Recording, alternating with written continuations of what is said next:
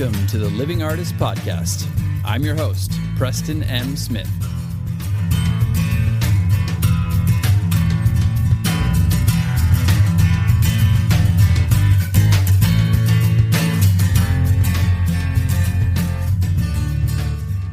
Hey, everybody. Welcome to the Living Artist Podcast. I'm Preston M. Smith, at PMS Artwork everywhere on internet land and socials. I want to thank you for landing on this podcast. Whether you're a professional artist, just getting started in the art world, a collector of art, or just consider yourself a creative person, this podcast has something for you. I like to think of it as a fun way to rant and talk to other creative people about living the life of an artist, surviving and getting ahead in the art world, and enjoying your life. But most importantly, not waiting until you're dead to make it happen. All right, let's get started.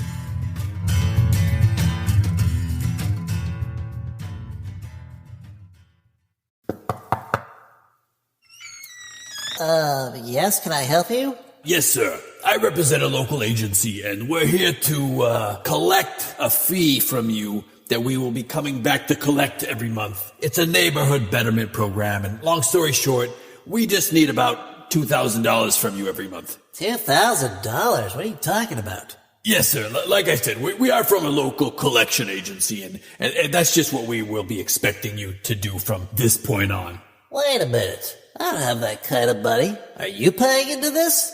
Well, no, sir. I am part of the agency, and have you ever heard the saying, follow what I say, not what I do? Well, that kind of applies here. I don't think that's what that expression means. Well, yes, sir. It certainly does. And so if you could go and just get that $2,000, I'll wait here. Yeah, sure. While I'm doing that, why don't you bend over and shove this up your ass? Excuse me? That's right. Follow what I say. ... You know the rest. So long, sucker!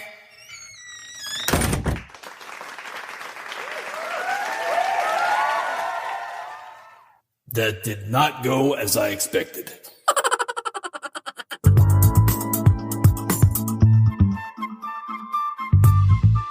Welcome back to the podcast, everybody. I apologize for not putting out any new content over the last 2 weeks, but my health unfortunately took another turn for the worse, and I have basically been kind of incapacitated for a couple weeks and in between some treatments at the moment, so I figured I would use this moment of clarity to get out a new podcast. I hope everybody's doing well out there. So I've had some time to really reflect a lot on some very deep and important concepts while I have been, suffering with this illness over the past 5 years and, had many brushes with death. And I figured I would share some insights with you in maybe something that I'm going to extend into a series called Follow What I Say, Not What I've Done. You might know this old saying, it's follow what I say, not what I do. But it's something that parents say to their kids when they're like, well, you didn't do this. It's like, well, follow what I say, not what I do. Well, I'm going to talk about following what I say, not what I've done. Not necessarily that this has always happened, but through some life lessons, through some insights that I've had dealing with some of these issues right now and over the course of my life, I figured there were some good little nuggets in here. And I'm probably going to focus on maybe 2 today for energy purposes, but also because I just want to give them some time and talk about them in a little bit of detail. And also I can bring some new ones in a couple different parts of this series. So this is probably going to be a part 1.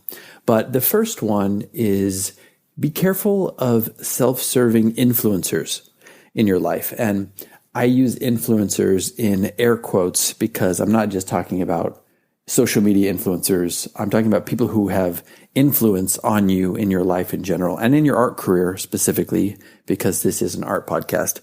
So it is a broad label that I'm applying here when I say influencers. But I'm going to start off with a story from my childhood that talks about one aspect of influencing and influencing you in a negative way and what you can learn from it. So when I was a kid, my best friend and I, we were in Wyoming, the outskirts of town, kind of a sleepy little neighborhood. and we were doing some sledding on the street. We were, doing something with a bike, and, it was probably not very smart looking back at it, but, we were kids, and it's Wyoming, and there's not a lot to do at that time in that era. And there's always a lot of snow. It's really cold. So anyway, we were sledding, we were pulling each other on the sled. And long story short, I was being pulled on the sled one last time, and this truck came barreling around the corner, going very fast. Must have been going 40 miles an hour on ice, probably black ice, which is very slippery. And they tried to slam on their brakes. We panicked, didn't know what to do. And this car started skidding, and it hit me right on my pelvis, right on my hip bone, the tire of this truck going probably 25 or 30 miles per hour. And it tore the sled in half, and I bounced off like a rag doll, hit my ankle on the front fender and my hip on the tire, and just bounced off, and the sled tore in half. And this woman came to a screeching halt down the road and came out, and she was crying. And I popped up, and I immediately looked at my hip, and I had a huge black bruise. It felt like I was like torn in half. It hurt so bad. And she was trying to take me to the hospital. And I, out of fear of, disappointing some people in my life or getting reprimanded, I said, I'm fine. And I walked home. And I, didn't really tell many people about it at all. I mean, my parents found out obviously because I was hurt, but it was during basketball season. And, basketball was my life at the time, and I was the leading scorer on the team. And I was just, I wanted to play so badly. So I went to try to play basketball. And essentially I ended up playing basketball on a broken ankle and probably some internal injuries on my, pelvis that I didn't know about that still hurt me to this day.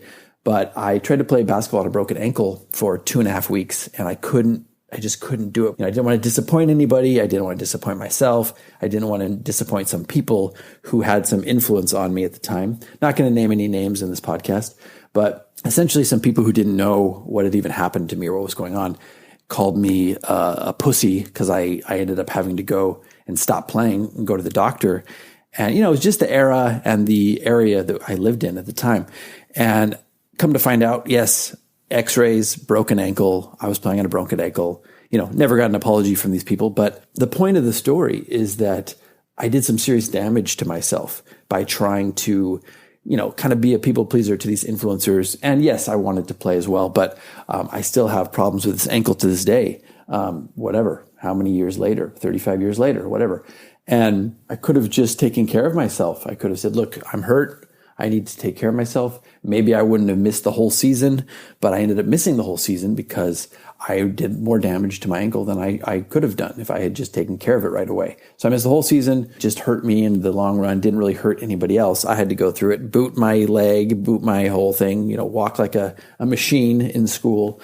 And yeah, so that's one example of letting people who have influence in your life kind of dictate bad behavior or making a decision that might not be in your best interest. This can also be, of course, on social media. I mean, we have so many influencers out there now influencing us on what we need to do, what we should be doing, what we should be buying, how we should be living our lives. And I got to tell you, a lot of these influencers are giving you a bunch of garbage. And sometimes they have financial gains behind what they say, and they don't disclose this always. So be careful of what you listen to on these influencers as well. I'll give you another example. There is a doctor that I follow that's a very good functional doctor. And, I've learned a lot from this person over, the last 20 years. And they have been pitching a lot of advertising on their podcast, and they've been pitching these supplements and health products and really standing by them and just talking about how efficacious they are. And so one of them I bought and ended up hurting me quite a bit, setting me back because they didn't really disclose that a certain type of person really shouldn't take this. It was kind of just a broad statement. This is good for everybody, and I did my research and I had research behind it, but they don't really disclose that. Yeah, you should be careful because if you have this certain condition, it can make you worse. So I suffered from that by listening to this doctor. I wouldn't say this is akin to like malpractice or anything, but it really should be disclosed that this is not right for, a majority of people, or maybe even like half the people who are listening to it. Yes, you need to make your money, but at the same time, you need to be considering other people's lives and how people can be damaged by something that might not be valid for them. This also can go for pay-to-play galleries. There's a lot of pay-to-play galleries out there now. And, they are very convincing with how they approach you and how they try to quote unquote influence you. Well, if you don't do this, you're not going to be able to get your work out there, or, we have the best program and blah, blah, blah. And it comes down to it. Most of these pay-to-play galleries don't have your best interests in mind. They are just trying to make money off of you in the short term. And they're not really trying to push you or push your art or really advocate for you. It's more just about a numbers game, getting you through the door, getting that first, initial money or that even monthly fee that you can pay nowadays to be a part of something. And then there's really not a lot of incentive for them to actually try to get your work out there and advance your career. So, and we've talked about that in the past, but this is all under the umbrella of influencers and being careful of self-serving influencers. So, it really does behoove us to cultivate this bullshit detector and really come from a place of stillness before we make decisions, listening to people who are going to try to, either make your life better or make your art better, or maybe just convince you to do something that is not in your best interest. So that's one. Be careful of self-serving influencers. Okay. Another one is around the topic of fear. So I'll just come out and say most of the things that you fear in your life will never come to pass. And there's been people who've talked about this. And, I'm talking about this from a really genuine place. Like the thing that's going on with me right now, this illness, this disease, this is not something that I ever feared would happen to me. This hit me out of the blue. I was blindsided by it. I didn't know what was happening to me. So this doesn't really fall under the category of something that I was fearing that would come to pass in my life.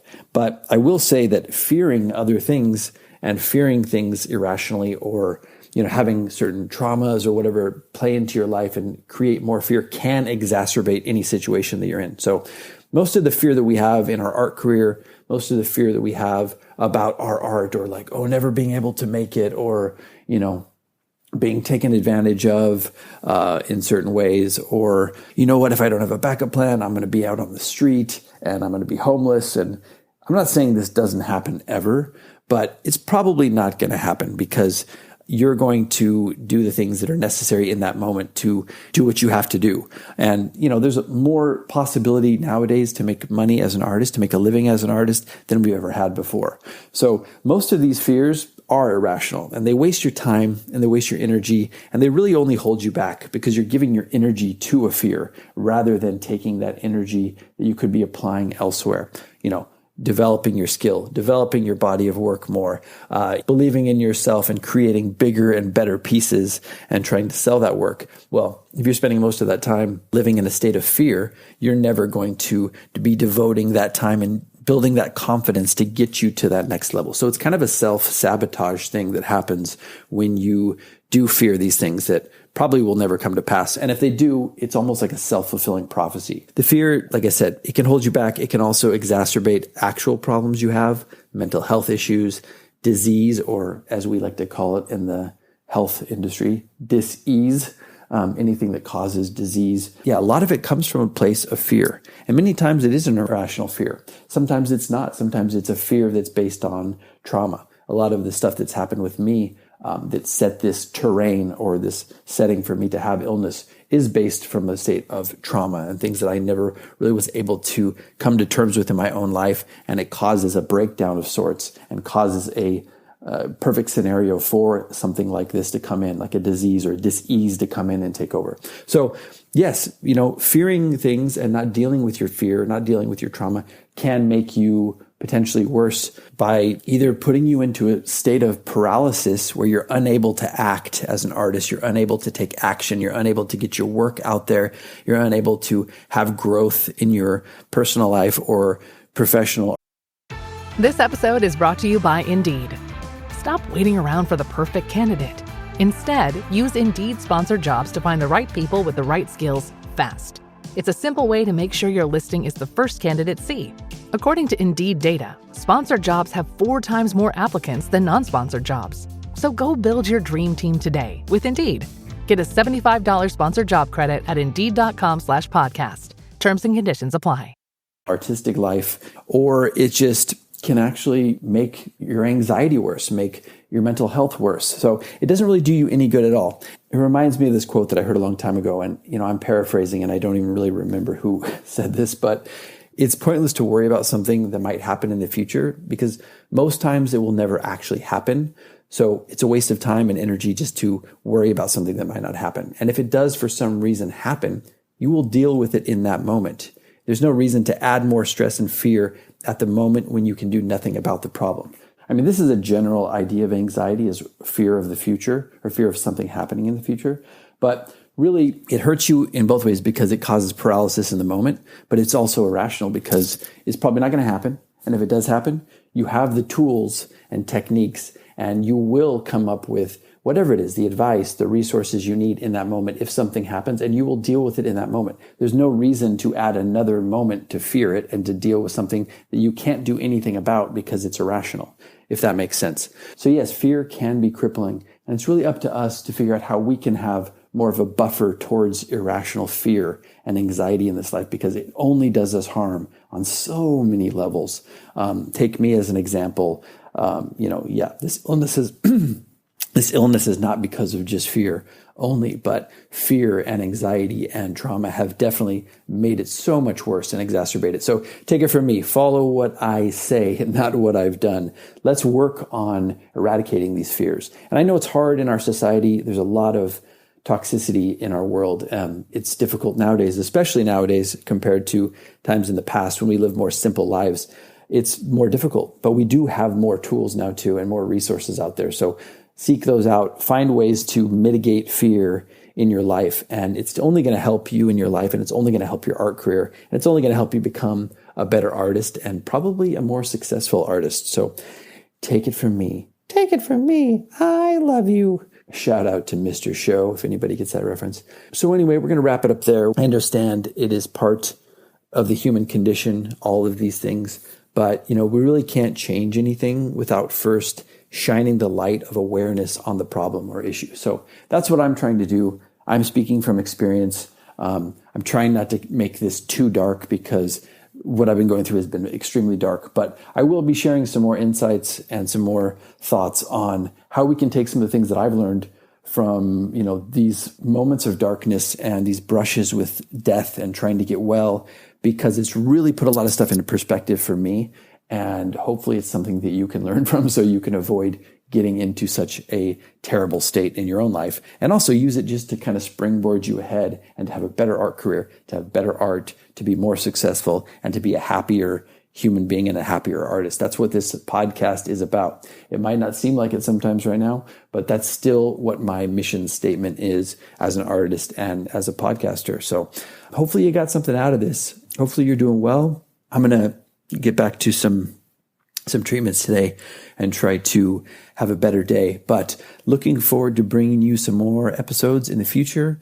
And yeah, take care of yourselves. Take care of everybody else out there. And we'll see you next time on the next episode, everybody. All right. Bye-bye. Yeah, took care of that clown. All right, back to some music. So what I would say, tell the boys don't misbehave. Follow what I say, do what I've done. Yeah. All right, dog farmers. See you next time. This has been the Living Artist Podcast. Thank you so much for listening. I just want you to know that I appreciate you being here, and I'm grateful to be in your ears. Your art and creative life on this planet is meaningful, so thank you for sharing it with me. If you like this podcast, whatever platform you're listening to it on, please subscribe and share it with your friends. You can also leave me a positive review to show your support. This helps me to reach more people with the algorithmic magic and keep the show going strong. If you want to see more of what I do and check out the art that I create, you can visit my website at www.pmsartwork.com or follow me on social media everywhere at PMS Artwork. That's it for now. See you back here next time.